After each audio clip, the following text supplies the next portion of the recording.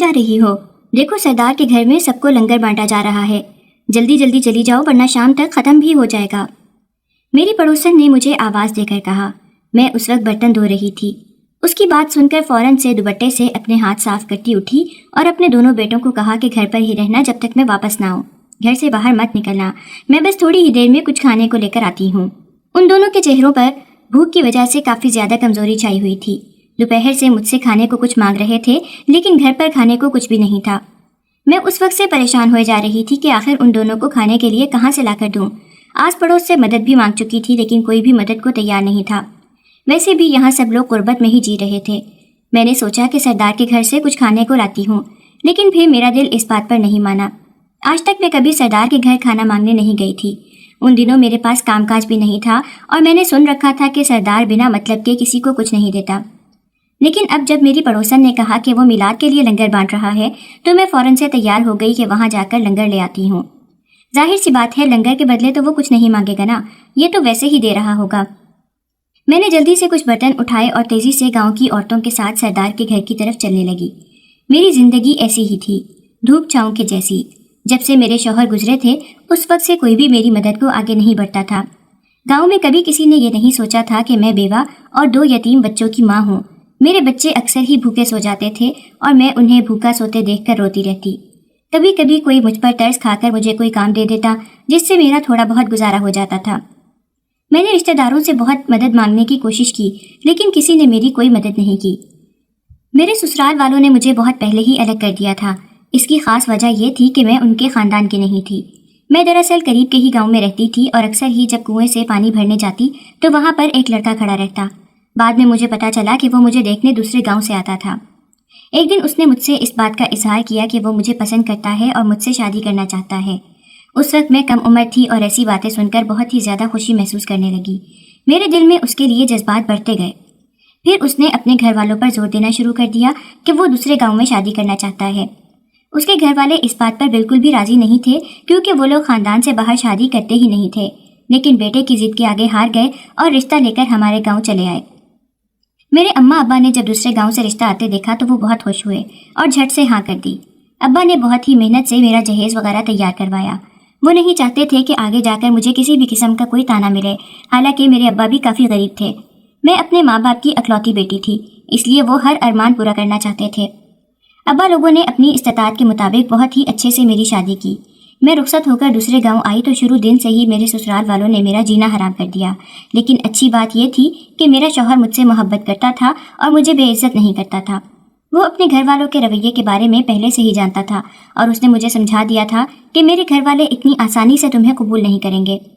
کہتے ہیں کہ شوہر اچھا ہو تو عورت کسی بھی حال میں جی لیتی ہے، اور یہ بات اب مجھے سمجھ آ رہی تھی۔ اپنے شوہر کی وجہ سے میں پھر بھی ایک سکھی زندگی جی رہی تھی اور میرے سسرال والوں کو یہی ایک بات پسند نہیں تھی کہ میرا شوہر مجھ سے محبت کرتا ہے۔ کئی بار انہوں نے ہمارا رشتہ توڑنے کے لیے بہت سی کوششیں کی اور فساد ڈلوائے، لیکن ہمارے بیچ کی محبت کو کم نہ کر سکے۔ اور پھر جب میرے شوہر کو پتہ چلا کہ میں حاملہ ہوں تو اس کی خوشی کی کوئی انتہا نہ رہی۔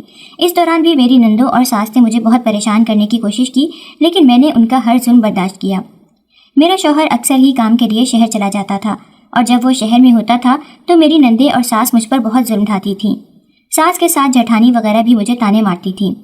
میرے پہلے بچے کی پیدائش ہوئی تو میرے شوہر نے پورے گاؤں میں مٹھائی وغیرہ بانٹی، لیکن اب بھی میری ساس چاہتی تھی کہ وہ اس شادی کو توڑ دے۔ اکثر ہی وہ مجھے اس بات کا ڈراوا دیتی تھی کہ میں اپنے بیٹے کی دوسری شادی کر دوں گی اور لڑکی کو اپنے ہی خاندان سے لے کر آؤں گی۔ وہ اپنی بھانجی کو اپنی بہو بنانا چاہتی تھی۔ یہ باتیں سن کر مجھے بہت دکھ ہوتا تھا، لیکن میں اپنے شوہر سے ان سب چیزوں کا ذکر نہیں کرتی تھی کیونکہ وہ ہر ممکن میرا خیال رکھنے کی کوشش کرتا تھا۔ ایسے میں اگر میں ہر چیز کی شکایت اس سے کرتی تو اس کے دل میں اپنے لیے موجود جگہ کھو دیتی۔ جب میرا شوہر گھر پر آتا تھا تو اس وقت میری ساس اور باقی لوگوں کی ہمت نہیں ہوتی تھی کہ کوئی بھی مجھے کچھ کہے، کیونکہ وہ سب لوگ میرے شوہر سے ڈرتے تھے۔ یہ گھر اسی کی کمائی پر چلتا تھا۔ کھیتوں وغیرہ کا کام بھی میرا شوہر ہی سنبھالتا تھا، باقی سب تو بیٹھ کر کھاتے تھے۔ ہر مہینے میرا شوہر مجھے خرچے کے لیے الگ سے پیسے دیتا اور یہ بات گھر میں کسی کو بھی پسند نہیں آتی تھی۔ میں ان پیسوں کو خرچ کرنے کے بجائے سنبھال کر رکھتی تھی کیونکہ ضرورت کی ہر چیز میرا شوہر مجھے لا کر دے دیتا تھا۔ اس نے مجھے کبھی کسی چیز کی تنگی محسوس نہیں ہونے دی تھی۔ ایک دن وہ مجھے کافی زیادہ پریشان نظر آیا۔ میں نے بہت بار اس سے پوچھنے کی کوشش کی کہ آخر کیا بات ہے، تم اتنے زیادہ پریشان کیوں ہو، لیکن وہ مجھے کچھ بتا ہی نہیں رہا تھا۔ اس کی پریشانی دیکھ کر میری ساس کہتی کہ وہ تیری وجہ سے ہی پریشان ہے، تجھ جیسی عورت سے جو شادی کر لی ہے تو ہر کسی کی زندگی پریشانی میں ہی رہے گی نا، تو تیرا شوہر کیوں پریشان نہیں ہوگا؟ میں یہ کڑوی باتیں سن کر خاموش ہو گئی۔ میں جانتی تھی کہ میرے شوہر کو کوئی اور پریشانی لاحق ہے، لیکن کیا یہی مجھے سمجھ نہیں آ رہا تھا۔ ایک دن میرے شوہر نے مجھ سے کہا کہ سکینہ، میری نوکری چلی گئی ہے، شہر میں اب میرے پاس کوئی کام نہیں ہے، وہاں پر میرا جھگڑا ہو گیا تھا جس کی وجہ سے مالک نے مجھے کام سے نکال دیا ہے۔ یہ سن کر میں بھی پریشان ہو گئی، لیکن میرے شوہر نے کہا کہ تم افسردہ مت ہو، یہاں پر زمینوں کا کام تو میں ہی سنبھالتا ہوں نا، اسی سے گھر چل جائے گا۔ لیکن جب بات میری ساس کے کانوں تک پہنچی تو اس نے ایک ایسا ہنگامہ کھڑا کیا کہ کوئی بھی اس ہنگامے کو سنبھال نہ سکا۔ اسی وقت اس نے میرے شوہر سے کہا کہ اس لڑکی کو طلاق دو، جب تم اس عورت کو طلاق دو گے تبھی ہمارے گھر میں خوشیاں واپس آئیں گی۔ لیکن میرے شوہر نے منع کر دیا اور کہا کہ میں ایسی باتوں پر یقین نہیں رکھتا ہوں، یہ میری بیوی ہے اور میرے بچے کی ماں ہے، میں نے اسے طلاق دینے کے لیے اس سے شادی نہیں کی تھی، آپ لوگوں کو پتہ نہیں اس سے کیا مسئلہ ہے، کم سے کم اسے بیٹی نہ صحیح لیکن بہو تو تسلیم کر لیں، یا اپنے پوتے کی ماں ہی تسلیم کر لیں، میں اس روز کی لڑائیوں سے تنگ آ چکا ہوں۔ اس دن پہلی بار میرے شوہر کا ضبط ٹوٹا تھا، پہلے ہی وہ پریشان تھے اور اوپر سے ان سب کا رویہ انہیں مزید پریشانی میں مبتلا کر رہا تھا، لیکن میری ساس کسی بھی طرح سے مجھے گھر پر رکھنے کو تیار نہیں تھی۔ ایک دن اس نے مجھ سے کہا کہ تمہیں کیا لگتا ہے یہ گھر تمہارے شوہر کی کمائی پر چلتا ہے، کہ اب میں زمینوں کا کام اپنے داماد کے ہاتھوں میں تھما دوں گی، پھر تم کیا کرو گی؟ تم اپنے شوہر کی کمائی پر ہی اتنا اچھلتی ہو نا۔ یہ سن کر میں پریشان ہو گئی، میں جانتی تھی کہ اگر انہوں نے اپنے داماد کے ہاتھ میں یہ سب دیا تو وہ سب برباد کر دے گا، کیونکہ پہلے ہی وہ زمین کے 2 ٹکڑے یوں ہی بیچ چکا تھا بنا کسی کو بتائے، اور اس کی وجہ سے کافی مسئلہ کھڑا ہوا تھا۔ جب میرے شوہر کو یہ بات پتہ چلی کہ میری ساس نے یہ فیصلہ لیا ہے تو وہ اپنی ماں سے بہت ناراض ہو گئے اور کہا کہ آپ پہلے ہی جانتی ہیں کہ اس کی وجہ سے ہمیں کتنا مسئلہ ہوا تھا، اب آپ اسی کے ہاتھ میں زمینیں دینا چاہتی ہیں۔ گھر میں ایک پنچایت سی لگ گئی تھی اور ہر کوئی مجھے ہی اس سب کا الزام دے رہا تھا۔ بات اتنی زیادہ بڑھ گئی کہ میری ساس نے کہا کہ اگر تمہیں اور تمہاری بیوی کو ہم سے اتنا مسئلہ ہے تو تم لوگ ادھر سے الگ ہو جاؤ، ہمارے ساتھ رہنے کی ضرورت نہیں ہے۔ یہ سن کر میرے شوہر کو شدید غصہ آیا اور انہوں نے کہا کہ جب تک میں کما رہا تھا اور میری ضرورت تھی آپ لوگوں کو، تب تک تو آپ لوگوں نے کچھ نہیں کہا، تب تک تو آرام سے کھا رہے تھے، اور اب جب مجھ پر ذرا سی مصیبت آئی ہے اور میں پریشان ہوں تو یوں الگ کر رہے ہیں جیسے میں اس خاندان کا حصہ ہی نہیں ہوں۔ ٹھیک ہے، ہم الگ ہو جائیں گے، اس کے بعد جو بھی مسئلہ ہو میرے پاس کوئی مت آئے۔ میں اس فیصلے سے کافی گھبرا رہی تھی، کچھ سمجھ نہیں آ رہا تھا، لیکن مجھے اپنے شوہر کا ہی ساتھ دینا تھا۔ ساس نے کہا کہ ٹھیک ہے جاؤ، دیکھنا 2 دن بعد تم خود ہی واپس آؤ گے اور کہو گے کہ مجھے آپ کے ساتھ ہی رہنا ہے، لیکن میں بتا رہی ہوں اس عورت کو ساتھ لے کر مت آنا، جب اسے طلاق دے دو تبھی یہاں پر قدم رکھنا۔ ہم نے اپنا سامان باندھا اور شوہر نے مجھ سے کہا کہ میں گاؤں میں ہی ایک جگہ رہنے کا بندوبست کر لوں گا، تم بالکل بھی پریشان مت ہو۔ لیکن اتنی جلدی بندوبست کرنا آسان نہیں تھا، اس لیے میں نے اپنے شوہر سے کہا کہ تب تک ہم میرے ماں باپ کے گھر چلے جاتے ہیں۔ پہلے تو وہ راضی نہیں ہوا، کہنے لگے کہ میں نے ان سے وعدہ کیا تھا کہ میں تمہارا خیال رکھوں گا، اب میں کس منہ سے ان سے مدد مانگوں؟ میں نے اپنے شوہر کو کہا کہ زندگی میں بہت کچھ ہوتا رہتا ہے، آپ نے ہمیشہ میرا خیال رکھا ہے اور اپنے اس وعدے کو پورا کیا ہے، تو آپ کیوں پریشان ہو رہے ہیں؟ میرے ماں باپ اس بات کو اچھی طرح سے جانتے ہیں کہ آپ میرے ساتھ اچھا سلوک کرتے ہیں۔ اپنے شوہر کو میں نے کسی نہ کسی طرح سے منا ہی لیا، پھر ہم سامان وغیرہ باندھ کر دوسرے گاؤں چلے آئے۔ میں نے اپنے ماں باپ کو سب کچھ بتا دیا۔ یہ سن کر وہ پریشان ہوئے اور کہنے لگے ہم نے سوچا نہیں تھا کہ تمہارے سسرال والے ایسے بھی کریں گے۔ میں نے اپنی اماں سے کہا کہ آہستہ بولیں، میرے شوہر نہ سن لیں، پہلے ہی وہ بہت زیادہ پریشان ہیں، کچھ دن میں وہ رہنے کا بندوبست کر ہی لیں گے، اس لیے آپ کچھ دن تک ایسا کچھ مت بولنا جسے سن کر ان کی پریشانی میں اضافہ ہو جائے۔ پھر میرے ابا نے میرے شوہر کے ساتھ مل کر گھر کا بندوبست کرنا شروع کر دیا۔ میرے ابا کے ایک دوست کے ہاں ایک خالی مکان رکھا ہوا تھا، مکان اتنا اچھا نہیں تھا لیکن گزارے لائق تھا۔ میرے ابا شوہر کو لے کر وہاں پر گئے اور انہیں دکھایا تو میرے شوہر نے کہا کہ ٹھیک ہے ہم یہاں پر رہ لیں گے، باقی جو ضروری کام اور مرمت ہوگی وہ میں خود کر لوں گا۔ میرے شوہر نے گھر کو بہت ہی خوبصورت بنا دیا اور اس گھر میں ہم نے رہنا شروع کر دیا۔ ابا کے دوست کا گھر تھا، اس لیے کوئی کرایہ وغیرہ بھی نہیں دینا پڑا۔ میرے شوہر کا خیال تھا کہ کچھ ہی دنوں میں کوئی کام ڈھونڈ کر وہ گھر کا کرایہ دینا شروع کر دیں گے۔ وہ کسی کا احسان لینا پسند نہیں کرتے تھے، بہت ہی خوددار تھے۔ جب میری ساس کو یہ پتا چلا کہ ہم نے ایک گھر ڈھونڈ کر وہاں پر رہنا شروع کر دیا ہے تو ایک دن غصے میں بلبلاتی ہوئی میرے ماں باپ کے گھر پر آئی اور کہنے لگی کہ تمہاری بیٹی کی وجہ سے ہی میرے بچے پر اتنی مصیبتیں آئی ہیں، جب تک وہ تمہاری بیٹی کو نہیں چھوڑے گا تب تک میں اسے اپنے گھر میں واپس نہیں بلا سکتی، میں اپنے بیٹے کی زندگی یوں برباد ہوتے نہیں دیکھ سکتی، اپنی بیٹی سے کہو کہ اسے چھوڑ دے۔ جب میرے شوہر کو پتا چلا کہ اس کی اماں یہاں پر آ کر تماشا کر رہی ہیں تو وہ وہاں گئے اور انہوں نے اپنی ماں کو سمجھانے کی بہت کوشش کی اور کہا کہ اماں آپ ایک فضول سی ضد کر رہی ہیں، میں نے ہمیشہ آپ کا احترام کیا ہے لیکن اس کے باوجود آپ اس طرح کا برتاؤ کر رہی ہیں جیسے میں آپ کا سگا بیٹا نہیں بلکہ کوئی بوجھ ہوں۔ میری ساس کہنے لگی ہاں تم واقعی میں میرے سگے بیٹے نہیں ہو۔ یہ سن کر ہم سب حیران رہ گئے۔ میرے شوہر بھی اس بات سے لا علم تھے۔ انہوں نے جب اپنی ماں کے منہ سے یہ بات سنی تو کہنے لگے، اماں آپ یہ کیا کہہ رہی ہیں؟ تو میری ساس کہنے لگی کہ ہاں یہی سچ ہے، تمہاری ماں تمہارے بچپن میں ہی مر گئی تھی۔ تمہارے ابا نے جب مجھ سے شادی کی تو کہا کہ اگر تم یہاں رہنا چاہتی ہو تو میرے بیٹے کا خیال رکھنا۔ بس میں نے اس گھر میں رہنے کے لیے ہمیشہ تمہارا دھیان رکھا۔ ویسے بھی میرا کوئی بیٹا نہیں ہے، اس لیے تمہیں ہی بیٹا بنا لیا۔ تمہارے ابا نے یہ ساری زمینیں بھی تمہارے ہی نام کر دی تھیں۔ میں چاہتی تھی کہ جلد سے جلد یہ زمینیں میرے نام ہو جائیں، اس لیے تمہارے ساتھ پیار جتاتی رہی، لیکن مجھے کیا پتا تھا کہ تم بڑے ہو کر مجھے دھوکہ دے کر خاندان کے باہر کسی لڑکی سے شادی کر لوگے۔ میں تو اپنی بھانجی سے شادی کروانا چاہتی تھی تاکہ یہ دولت ہمارے پاس ہی رہے۔ میں ہرگز نہیں چاہتی کہ تمہارے بچوں کے پاس یہ زمینیں جائیں۔ یہ سن کر میرے شوہر خاموش ہو گئے۔ پھر انہوں نے کہا، دیکھیں جو کچھ بھی ہو، میں آپ کو ابھی بھی اپنی سگی ماں ہی سمجھتا ہوں۔ ہمیشہ میں نے ماں کے روپ میں آپ کو ہی دیکھا ہے۔ میں نہیں جانتا تھا کہ اس پیار کے پیچھے آپ کا یہ مقصد ہوگا، لیکن میں نے آپ سے سچ میں محبت کی ہے۔ اگر آپ چاہتی ہیں کہ میں آپ لوگوں کے ساتھ رہوں تو آپ کو میری بیوی کو قبول کرنا ہی ہوگا۔ لیکن میری ساس یہ سب ماننے کو تیار ہی نہیں تھی۔ ویسے بھی اسے زمین کا لالچ تھا، اور وہ زمینیں اس نے اپنی بیٹی اور داماد کی باتوں میں آ کر اپنے داماد کے ہاتھوں میں دے دی تھیں، جو پہلے ہی نقصان کروا چکا تھا۔ نہ جانے اب وہ مزید کتنا نقصان کروانا چاہتا تھا۔ میرے شوہر اس بات سے حد سے زیادہ پریشان تھے۔ وہ جانتے تھے کہ وہ گھر صرف اور صرف ان زمینوں پر ہی چل رہا ہے۔ اگر وہ زمینیں ہاتھ سے نکل گئیں تو سب لوگ سڑک پر آ جائیں گے۔ اس کے بعد میرے شوہر نے کئی بار جا کر سب کو سمجھانے کی کوشش کی، لیکن کسی نے بھی ان کی بات نہیں سنی اور کہا کہ تم تو زمینوں کے لالچ میں یہاں پر آ رہے ہو۔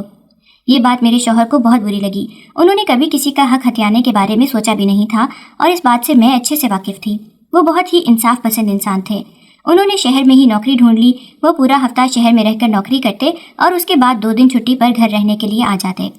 اسی دوران انہیں پتہ چلا کہ ان کے بہنوئی نے پہلے کی طرح ہی زمین دھوکے سے بیچ دی ہے، اور اب ان کے گھر والے بالکل ہی بے روزگار اور کنگال ہو چکے ہیں۔ یہ تمام زمینیں میرے سسر نے بہت ہی محنت سے خریدی تھیں، اور وہ یہاں ایک لمبے عرصے سے کھیتی باڑی وغیرہ کر رہے تھے۔ اب جب زمین یوں کوڑیوں کے مول ان کا بہنوئی بیچ رہا تھا تو میرے شوہر کو یہ سب برداشت نہیں ہوا۔ وہ سیدھا اپنے گھر گئے اور ان سب سے کہا کہ یہ سب تماشے ختم کر دیں، آخر کب تک زمینوں کو یوں اونے پونے داموں بیچتے رہو گے؟ میری نند یہ سن کر غصہ کرنے لگ گئی اور کہنے لگی کہ تم ہوتے کون ہو میرے شوہر کے بارے میں ایسی بات کرنے والے؟ خود تو تم نے خاندان کے باہر شادی کر کے ہم سب کا سر نیچا کر دیا، اور اب تم میرے شوہر کے بارے میں اس طرح سے بات کر رہے ہو۔ اس نے کوئی زمین نہیں بیچی بلکہ اس کے ساتھ دھوکہ کیا گیا ہے۔ حقیقت تو یہ ہے کہ اصل میں تم ہی یہ ساری زمین ہتھیانا چاہتے ہو، حالانکہ ہم سب کا بھی اس میں حصہ ہے۔ یہ سن کر میرے شوہر کو شدید صدمہ لگ گیا، حالانکہ انہوں نے کبھی زمینوں کا لالچ نہیں کیا تھا۔ ان کے اپنے گھر والے ان کے خلاف ہو چکے تھے۔ یہ سب وہ برداشت نہیں کر پا رہے تھے۔ اس دن وہ مجھے زندگی میں سب سے زیادہ پریشان نظر آئے۔ میں انہیں کئی گھنٹوں تک سمجھاتی رہی کہ آپ ان کے معاملات میں مت بولیں۔ ہر بار وہ آپ کو بے عزت کر کے واپس بھیج دیتے ہیں اور آپ کو لالچی بھی سمجھ رہے ہیں۔ آخر کب تک آپ یہ سب کچھ سہتے رہیں گے؟ میرے شوہر نے کہا کہ وہ میرے گھر والے ہیں اور وہ زمین ابا کی محنت کی کمائی ہے، میں ایسے انہیں ہاتھ سے کیسے جانے دے سکتا ہوں؟ مجھے زمینوں کا کوئی لالچ نہیں ہے، بلکہ میں تو سب کو بچانا چاہتا ہوں، ورنہ یہ لوگ سڑک پر آ جائیں گے۔ لیکن میرے شوہر کی 1000 کوششوں کے باوجود بھی کوئی ان کی بات ماننے کو تیار ہی نہیں تھا، نہ ہی انہیں کوئی اہمیت دیتا تھا۔ میری ساس کی تو ابھی وہی ضد تھی کہ اپنی بیوی کو چھوڑ کر میری بھانجی سے شادی کر لو، پھر ہم دوبارہ سے ساتھ میں ہنسی خوشی رہنا شروع کر دیں گے۔ لیکن جب بھی میرے شوہر اس بات سے انکار کرتے، وہ لوگ انہیں برا بھلا کہہ کر گھر سے نکال دیتے۔ میرا پہلا بیٹا اس وقت 2 سال کا ہو گیا تھا جب مجھے پتا چلا کہ میں ایک بار پھر سے حاملہ ہوں۔ جب میرے شوہر کو یہ خوشخبری ملی تو وہ اتنی پریشانیوں میں یہ خبر سن کر بہت زیادہ خوش ہو گئے۔ انہوں نے کہا کہ میں اپنے بچوں کی بہت ہی اچھے سے پرورش کروں گا۔ وہ اپنے بچوں کو لے کر بہت سے خواب دیکھا کرتے تھے اور ہمیشہ کوئی نہ کوئی منصوبہ بناتے رہتے تھے۔ وہ انہیں خوب پڑھانا لکھانا چاہتے تھے۔ ان کے چہرے پر خوشی دیکھ کر میں بھی بہت زیادہ خوش ہو جاتی تھی۔ ایک دن میرے شوہر کو کام سے واپس آنے پر بہت دیر ہو گئی، حالانکہ انہوں نے مجھے فون کر کے کہا تھا کہ آج وہ چھٹی پر گھر واپس آئیں گے۔ ہر ہفتے ہی وہ آتے تھے، لیکن اس ہفتے نہیں آئے تو میں بہت پریشان ہو گئی۔ میں نے انہیں فون کیا تو وہ کہنے لگے میں کام میں مصروف ہوں، اس لیے اس ہفتے گھر نہیں آ سکوں گا۔ ان کی آواز میں کافی زیادہ تھکن محسوس ہو رہی تھی۔ میں نے کافی بار ان سے پوچھا کہ کیا بات ہے، آپ پریشان لگ رہے ہیں، لیکن وہ مجھے کچھ بتا ہی نہیں رہے تھے۔ پورا ہفتہ میں نے پریشانی میں گزارا اور ان کا انتظار کرتی رہی۔ اگلے ہفتے جب فون کیا تو دوبارہ انہوں نے کہا کہ میں کام میں مصروف ہوں، اس ہفتے بھی نہیں آ سکوں گا، کام کا پریشر کافی زیادہ ہے۔ آج سے پہلے تو ایسا کبھی بھی نہیں ہوا تھا، وہ ہمیشہ چھٹی پر گھر آتے تھے، اس لیے میرا پریشان ہونا بنتا ہی تھا۔ میں نے اپنے ماں باپ کو بھی اس بارے میں بتایا تو میرے ابا کہنے لگے تم پریشان نہیں ہو، میں دیکھ کر آتا ہوں۔ جب وہ شہر گئے اور واپس آئے تو انہوں نے مجھ سے کہا کہ تمہارے شوہر کی حالت بہت زیادہ خراب ہے، وہ تو ہسپتال میں داخل ہے، اس کی ایک ٹانگ کاٹنی پڑی ہے۔ کام کے دوران اس کے اوپر کچھ بلاکس گر گئے تھے۔ وہ کنسٹرکشن سائٹ پر کام کرتے تھے اور اتنے ہفتوں سے انہوں نے مجھے اس بارے میں بتایا ہی نہیں تھا کہ میں وہاں بیٹھے بیٹھے پریشانی میں مبتلا نہ ہو جاؤں۔ وہ اپنی تکلیف اپنے تک رکھنے والوں میں سے تھے، لیکن جیسے ہی مجھے یہ بات پتہ چلی تو میں ابا کے ساتھ اپنے بچے کو لیے بھاگتی ہوئی شہر آئی، اور جب ہسپتال میں اپنے شوہر کو اس حالت میں دیکھا تو رونے لگ گئی۔ میں نے اپنی ساس کو بھی یہ سب بتایا، لیکن ان میں سے کوئی بھی وہاں پر نہیں آیا اور کہا کہ جو بھی مسئلہ ہے خود دیکھو، ہم تم لوگوں کے نوکر نہیں ہیں۔ میرے ابا جتنی مدد کر سکتے تھے انہوں نے کی، لیکن ہمیں مزید پیسوں کی ضرورت تھی، ورنہ شوہر کا علاج ممکن نہیں تھا۔ میں نے ہر جگہ سے مدد مانگ کر دیکھ لی تھی، میری ساس بھی ہمیں کوئی پیسے دینے کو راضی نہیں تھی۔ کچھ سمجھ نہیں آ رہا تھا کہ کیا کریں۔ اور پھر ایک دن میرے شوہر اسی تکلیف میں اس دنیا سے مجھے ہمیشہ ہمیشہ کے لیے چھوڑ کر چلے گئے۔ اس دن مجھے یوں لگا جیسے میں بھری دنیا میں بے سہارا ہو چکی ہوں، جیسے اس دنیا میں کوئی بھی میرا اپنا نہیں ہے۔ میری ساس اور دیگر لوگ بس رسمی طور پر جنازے میں شرکت کرنے کے لیے آئے تھے اور اس کے بعد سیدھا چلے گئے۔ دوبارہ انہوں نے مڑ کر کبھی بھی ہمارے بارے میں نہیں پوچھا، یہاں تک کہ بچوں کے بارے میں بھی نہیں۔ شوہر کی وفات کے کچھ عرصے بعد ہی میرے ہاں دوسرے بچے کی پیدائش ہو گئی تھی۔ اس دوران میں اماں ابا کے پاس ہی رہ رہی تھی، انہوں نے میرا بہت دھیان رکھا، لیکن ایک دن وہ دونوں بھی مجھے اکیلا چھوڑ کر چلے گئے۔ ان کی وفات کے بعد تو میری زندگی جیسے مشکلات کا انبار بن کر رہ گئی تھی۔ میں اکیلے ان 2 بچوں کی پرورش کیسے کروں، مجھے کچھ سمجھ نہیں آ رہی تھی۔ شروع میں تو میرے پاس جب پیسے ختم ہو گئے تو سمجھ نہیں آیا کہ کیا کام کروں۔ لوگوں سے بہت مدد مانگی لیکن کسی نے کوئی مدد نہیں کی۔ پھر سوچا کہ جا کر اپنے مرحوم شوہر کے خاندان والوں سے بات کرتی ہوں، وہ بچے ان کے رشتہ دار ہیں، ہو سکتا ہے کہ وہ میرے مرحوم شوہر کی جائیداد میں سے ان کا حصہ دے دیں، جس سے میں اپنے بچوں کا مستقبل بنا پاؤں۔ جب میں نے یہ بات وہاں جا کر کی تو انہوں نے مجھے یہ کہہ کر دھکے مارتے ہوئے نکال دیا کہ تم کون ہو، ہم تمہیں نہیں جانتے ہیں، تمہارا شوہر ہمارا کچھ نہیں لگتا تھا۔ یہ سن کر میں روتے ہوئے تڑپتے ہوئے واپس گھر آ گئی۔ ایک دن ایک عورت نے مجھ سے کہا کہ تم سردار کے گھر جا کر کام کاج کرنا شروع کر دو، دیکھو شاید وہاں کوئی کام مل جائے۔ جب میں وہاں گئی تو سردار کی بیوی نے مجھ سے کہا کہ ہم نے کوئی لنگر خانہ تھوڑی کھول رکھا ہے، جاؤ یہاں سے واپس چلی جاؤ، ہمارے پاس کوئی کام نہیں ہے۔ یہ سن کر میں روتے ہوئے واپس آ گئی۔ اس کے بعد گاؤں میں مجھے تھوڑا بہت جہاں پر بھی کوئی کام کرنے کو ملتا میں وہاں پر کام کر کے دہاڑی کما لیتی، جس سے میں اپنے بچوں کو کھانا وغیرہ دے دیتی۔ میرے پاس جو بھی جمع پونجی تھی وہ سب ختم ہو چکی تھی۔ میں اپنے بچوں کے معصوم اور ننھے چہروں کی طرف دیکھتی تو بے بسی سے رو پڑتی تھی۔ میرے شوہر کی کتنی خواہش تھی کہ ہم اپنے بچوں کو پڑھائی لکھائی کرائیں گے، اور یہاں پر تو میں انہیں 2 وقت کی روٹی بھی نہیں دے پا رہی تھی۔ آخر میں کیا کروں؟ اس زمانے کے سامنے میں ہار چکی تھی۔ جب میں اپنے بچوں کو بھوک سے بلکتے دیکھتی تو رو پڑتی۔ یوں ہی وقت گزرتا گیا اور پھر میرے حالات ہر گزرتے دن کے ساتھ خراب ہوتے گئے۔ ایک دن میں گھر پر بیٹھی برتن وغیرہ مانج رہی تھی، تبھی مجھے پڑوس کی عورت نے کہا کہ جلدی جلدی آؤ، سردار کے گھر پر لنگر بٹ رہا ہے، تم بھی کچھ لے لو، تمہارے بچوں اور تمہارے لیے کام آئے گا۔ اس کی بات سن کر میں نے فوراً سے اپنے بچوں سے کہا کہ تم لوگ گھر پر رکو، میں جلدی سے کچھ کھانے کا انتظام کر کے آتی ہوں، میرے آنے تک تم لوگ باہر مت نکلنا۔ یہ کہہ کر میں دروازہ باہر سے بند کر کے بھاگتی ہوئی سردار کے گھر کی طرف چلی آئی۔ عورتیں ایک لمبی لائن بنائے لنگر کے لیے وہاں پر کھڑی تھیں۔ میں بھی دھوپ میں کھڑی سوچ رہی تھی کہ کب میری باری آئے گی۔ اسی وقت سردار کا ایک آدمی میرے پاس آیا اور کہنے لگا کہ تم اندر آ جاؤ، سردار تمہیں اندر بلا رہے ہیں۔ یہ سن کر مجھے تھوڑی حیرت ہوئی کہ باقی سب تو یہاں لائن بنائے کھڑے ہیں اور وہ مجھے اندر کیوں بلا رہے ہیں۔ پھر میں نے سوچا کہ شاید وہ مجھے زیادہ پیسے یا خیرات وغیرہ دینا چاہتے ہوں گے، کیونکہ میرے بچے یتیم ہیں اور میرے حالات سے گاؤں کے سب لوگ ہی واقف ہیں، اس لیے شاید اندر بلا رہے ہوں۔ یہی سوچ کر میں نے سردار کے آدمی کو کہا ٹھیک ہے میں آ رہی ہوں۔ پھر میں اس کے پیچھے پیچھے گھر کے اندر چلی گئی۔ گھر تو اندر سے کافی بڑا بنا ہوا تھا۔ میں دل ہی دل میں دعائیں کر رہی تھی کہ سردار مجھے کچھ زیادہ پیسے دے دے، لیکن میں کیا جانتی تھی کہ سردار میرے ساتھ کیا کھیل کھیلنے والا ہے۔ ملازم مجھے اندر لے کر گیا اور کہا کہ اس کمرے میں چلی جاؤ، سردار یہیں پر تمہارا انتظار کر رہے ہیں۔ میں تھوڑا گھبرا گئی اور کہا کہ کمرے میں کیوں، یہیں باہر مل لیتے ہیں۔ وہ کہنے لگا پریشان نہیں ہوں، اندر سب لوگ موجود ہیں۔ یہ کہہ کر وہ وہاں سے چلا گیا۔ میں نے ڈرتے ڈرتے دروازے پر دستک دی تو اندر سے سردار کی آواز آئی، آ جاؤ۔ میں نے دروازہ کھول کر دیکھا تو اندر کوئی بھی نہیں تھا، صرف سردار موجود تھا۔ حالانکہ ملازم نے کہا تھا کہ یہاں پر سب لوگ موجود ہیں۔ مجھے لگا کہ سردار کے گھر والے موجود ہوں گے، لیکن جب اسے اکیلے دیکھا تو سوچا کہ یہاں سے فوراً سے نکل لیتی ہوں، لیکن سردار نے آواز دے کر مجھے روک لیا اور کہا کہ کہاں جا رہی ہو، گھبراؤ مت، میں تمہارا کچھ نہیں بگاڑنے والا، کسی کام سے ہی تمہیں بلایا ہے۔ میں جانتا ہوں کہ تم مجبور ہو اور تمہارے گھر میں کھانے کو کچھ نہیں ہے۔ اگر تم نے مجھے پہلے بتایا ہوتا تو میں تمہاری اسی وقت مدد کر دیتا، پہلے تم میرے پاس کیوں نہیں آئی؟ یہ کہتے ہوئے وہ اپنے بستر سے اٹھ کر میرے قریب آیا۔ میں گھبرا کر الٹے قدموں پیچھے ہٹی تو اس نے فوراً سے دروازہ بند کر دیا۔ میں بھاگتے ہوئے دروازے کی طرف گئی اور کہا کہ دروازہ کھولو، لیکن وہ دروازہ ہی نہیں کھول رہا تھا۔ چابی اس کے ہاتھ میں تھی اور اس نے دروازہ اندر سے لاک کر دیا تھا۔ مجھے کچھ غلط ہونے کا احساس بہت ہی شدت سے ہو رہا تھا۔ میں نے زور زور سے دروازہ بجانا شروع کر دیا، لیکن باہر سے کوئی بھی دروازے کی آواز نہیں سن رہا تھا اور نہ ہی دروازہ کھول رہا تھا۔ میں بہت بری طرح پھنس چکی تھی. اپنا آپ کیسے بچاتی کچھ سمجھ نہیں آ رہا تھا. میں نے سردار سے منتیں کرنا شروع کر دیں کہ دیکھو مجھ پر رحم کرو, مجھے یہاں سے جانے دو, میرے بچے میرا انتظار کر رہے ہوں گے, میں کسی غلط ارادے سے یہاں پر نہیں آئی تھی. لیکن سردار تھا کہ اپنی مونچھوں کو تاؤ دیتے ہوئے میری طرف غلط نگاہوں سے دیکھ رہا تھا. اس کی نگاہوں کا مفہوم سمجھتے ہوئے میں نے وہاں سے بھاگنے کا سوچا, لیکن بھاگنے کا وہاں پر کوئی دوسرا راستہ تھا ہی نہیں, نہ ہی اس کمرے میں کوئی اور دروازہ نظر آ رہا تھا. سردار آگے بڑھا اور اس نے میرا دوپٹہ کھینچ کر ایک طرف پھینکا اور کہا کہ تجھے میں نے یہاں پر کسی خاص مقصد کے لیے بلایا ہے. اگر تو مجھے خوش کرے گی تو میں تجھے تیری منہ مانگی رقم دوں گا اور تیرے سسرال والوں سے تجھے تیرے شوہر کے حصے کی زمینیں بھی دلوا دوں گا. بول تو مجھے خوش کرے گی نا؟ یہ کہتے ہوئے اس نے مجھے بستر پر گھسیٹ لیا.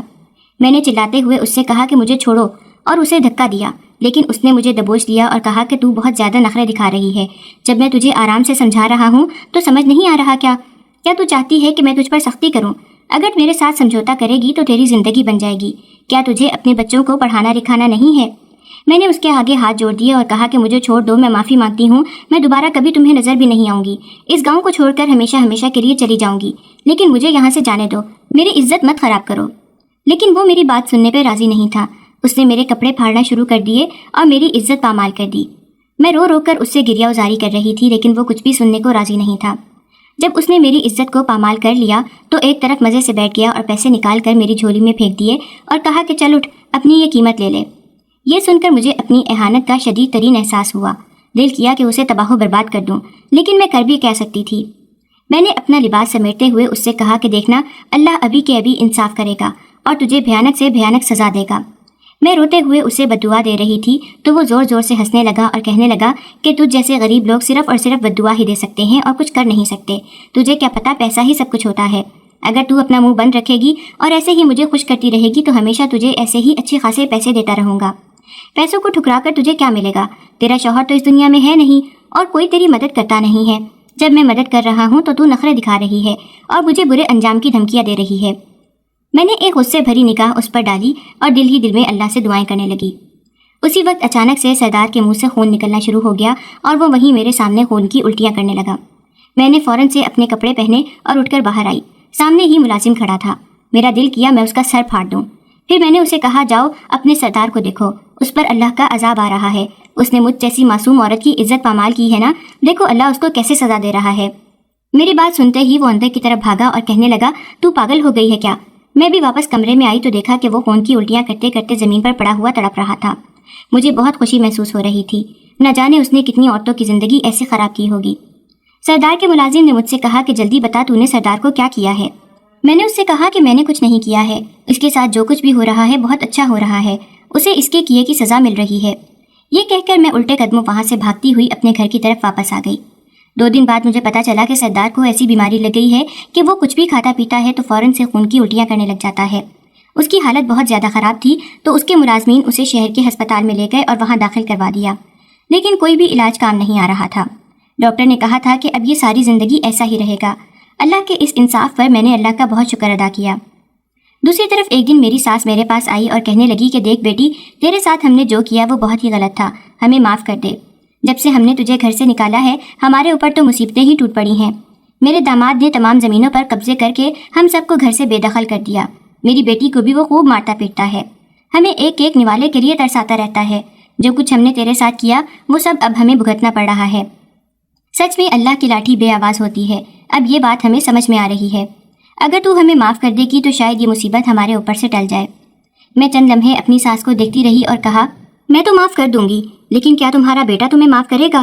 تم نے اس کے ساتھ تو بہت ہی برا کیا. میں تو چلو باہر کے خاندان کی تھی, وہ تو تمہارا بیٹا تھا.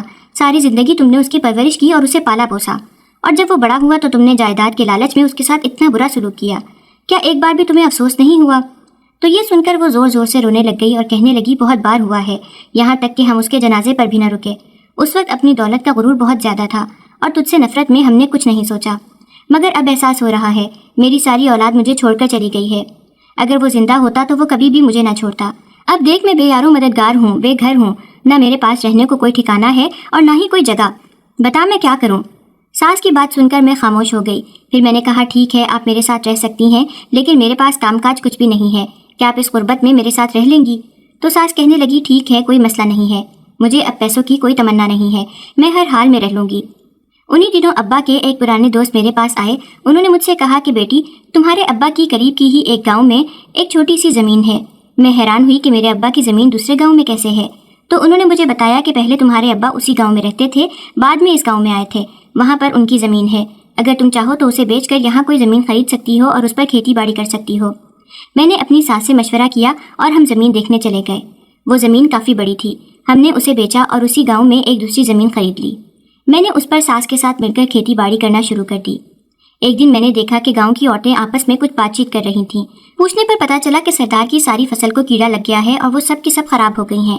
کوئی بھی انہیں خریدنے کو راضی نہیں ہے. سردار کی بیوی جو ہر ایک کو اپنی نوکرانی سمجھ کر برے طریقے سے پیش آتی تھی, اب ایک طرف منہ چھپائے بیٹھی تھی. پہلے ہی اس کے شوہر کی حالت اتنی خراب تھی اور دوسری طرف ان کی فصل بھی خراب ہو گئی تھی. وہ لوگ تقریباً سڑک پر آ گئے تھے. لوگ اپنے اچھے وقت میں بہت غرور کرتے ہیں اور دوسرے لوگوں کو بہت ہی نیچ سمجھتے ہیں, اور جب خود ان پر مشکل وقت آتا ہے تو تب انہیں اس بات کا مطلب سمجھ میں آتا ہے کہ بے بسی اور غربت کیا ہوتی ہے. میں نے تو اپنے کھیتوں میں کام کرنا شروع کر دیا اور پھر وہی فصل بیچ کر اپنے بچوں کو پالنا شروع کیا. اپنے بڑے بیٹے کو میں نے اسکول بھیجا, جیسا کہ میرے شوہر چاہتے تھے کہ وہ پڑھائی لکھائی کرے. ان کی خواہش پر میں نے اسے وہاں بھجوایا تھا کہ وہ اچھا پڑھے لکھے اور اپنے پاؤں پر کھڑا ہو سکے. میری ساس ایک دن مجھ سے کہنے لگی, بیٹی تم کب تک ایسے ہی رہو گی؟ تمہارے شوہر کی وفات کو بہت عرصہ گزر گیا ہے, اب تو تمہیں اپنی زندگی میں آگے بڑھ جانا چاہیے. میں نے حیرت سے ان کی طرف دیکھا اور کہا کہ کیا مطلب, آپ کیا کہنا چاہ رہی ہیں؟ تو وہ بولی, ناراض مت ہو, لیکن تمہیں دوسری شادی کر لینی چاہیے. ابھی تمہاری عمر ہی کیا ہے, کیا ساری زندگی ایسے اکیلے گزارو گی؟ میں نے اپنی ساس سے کہا کہ میں دوبارہ شادی نہیں کرنا چاہتی ہوں. میں اسے کیا بتاتی کہ سردار نے میری عزت پامال کر دی ہے. میں اس غم سے اب تک باہر نہیں آ سکی تھی. اس بات کو میں نے سب سے چھپا لیا تھا اور میں اپنے بچوں پر سوتیلے باپ کا سایہ ہرگز نہیں لانا چاہتی تھی. میں خود ہی اپنے بچوں کو پال پوس کر بڑا کرنا چاہتی تھی, اس لیے ساس کی بات سے صاف انکار کر دیا اور کہا کہ نہیں, مجھے دوسری شادی نہیں کرنی ہے, دوبارہ اس بارے میں کوئی بات مت کرنا. میرا صاف انکار سن کر میری ساس خاموش ہو گئی. اسے پتہ چل گیا کہ میں اب کبھی بھی شادی کے لیے نہیں مانوں گی. اب جب کہ ہمارا گزارا اچھا ہو رہا تھا اور میں اپنے بچوں کو پڑھا لکھا رہی تھی تو مجھے اور کچھ بھی نہیں چاہیے تھا. جس نے میرے ساتھ غلط کیا تھا اس سب کا انجام میں نے اپنی آنکھوں کے سامنے دیکھ لیا تھا. اللہ نے میرے ساتھ انصاف کیا تھا. میں نے اپنے بچوں کی تربیت پر دھیان دینا شروع کر دیا. وہ دونوں پڑھائی میں بہت ہی اچھے ثابت ہوئے تھے. آہستہ آہستہ میں سب کچھ بھول گئی اور اب اپنی زندگی میں اپنے بچوں کے ساتھ ہنسی خوشی رہ رہی